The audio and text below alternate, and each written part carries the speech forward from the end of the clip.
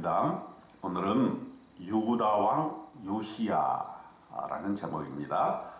열왕기하 22장 1절에 요시야가 왕위에 오를 때에 나이가 8세라 예루살렘에서 31년간 다스리라. 그의 어머니의 이름은 여디다요 보스갓 아다야의 딸이더라. 요시야가 왕이 되었습니다. 요시야는 히스기야 왕 때에 이제 그 아들이 므낫세가 왕이 되었는데 아주 악한 왕이었죠. 히스기야는 아주 선한 왕이었습니다. 그런데 그 아들은 아주 악한 왕이었고, 또 므낫세의 아들 아모니 왕도 악한 왕이었어요.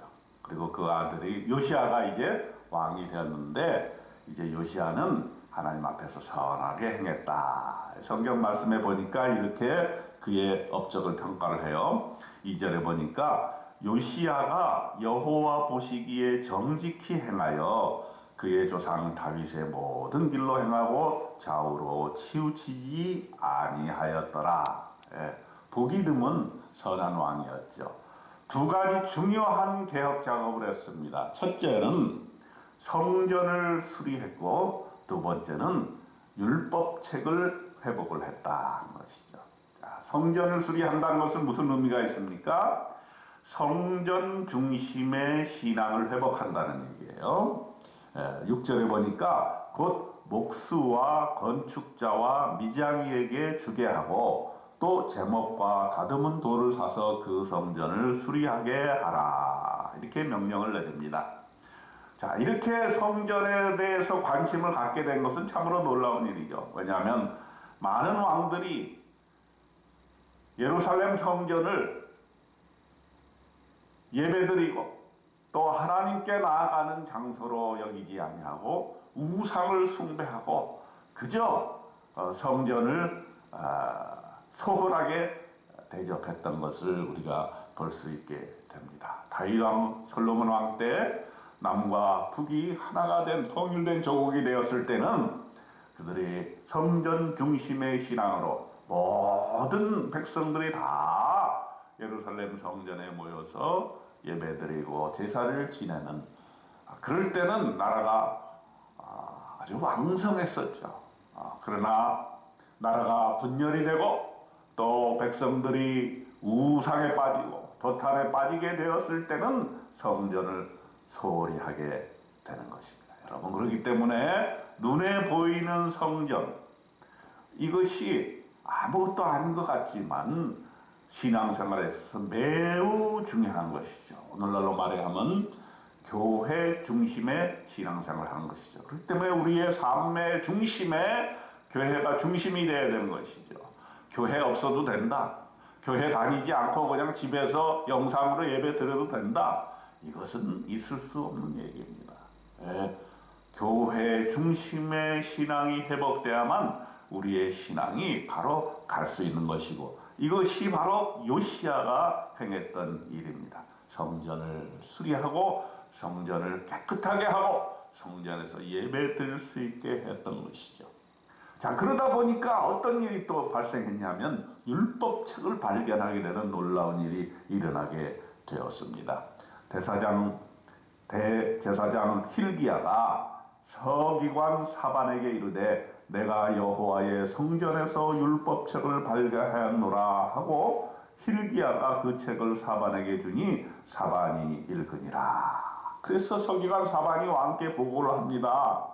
왕이 율법책의 말을 듣자 곧 그의 옷을 찢으니라. 그리고 이렇게 명령을 합니다. 너희는 가서 나와 백성과 온 유다를 위하여 이 발견한 책의 말씀에 대하여 여호와께 물으라.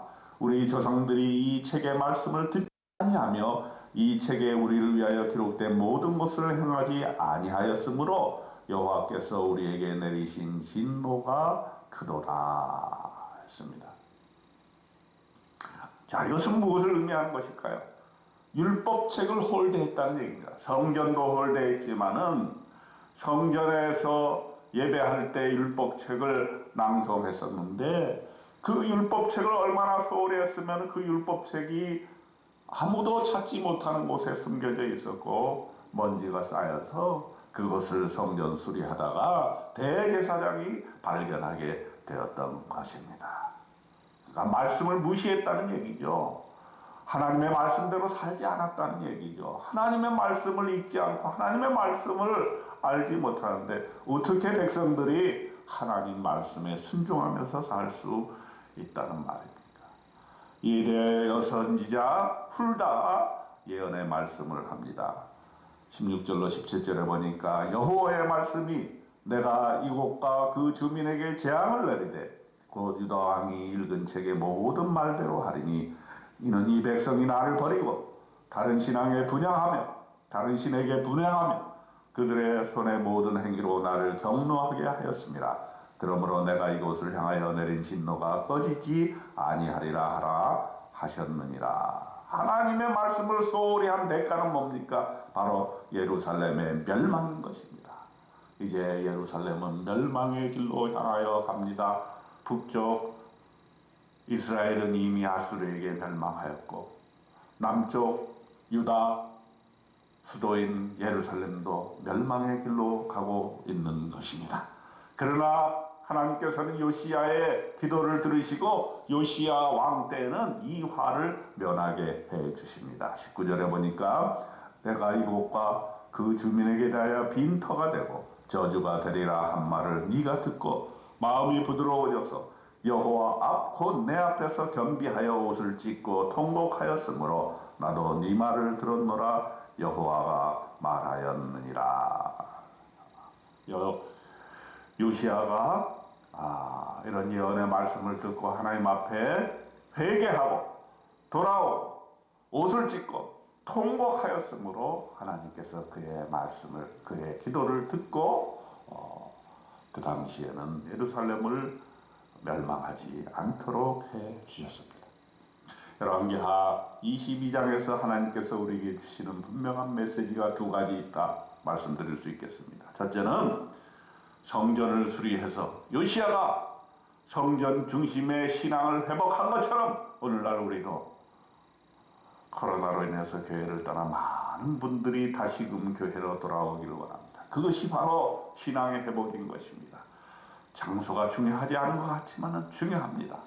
여러분 곁에 교회가 있고 여러분이 가야 할 예배의 장소가 있고 여러분이 가서 기도할 기도의 장소가 있는 것, 이것은 바로 교회인 것입니다. 하나님이 그곳에 계십니다.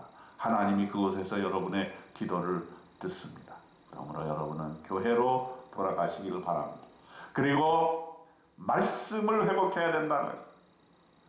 성전을 청소하다 보니까 율법책을 발견했어요. 그동안 너무나 율법책을 소홀히 하고 하나님의 말씀을 떠나서 살았습니다.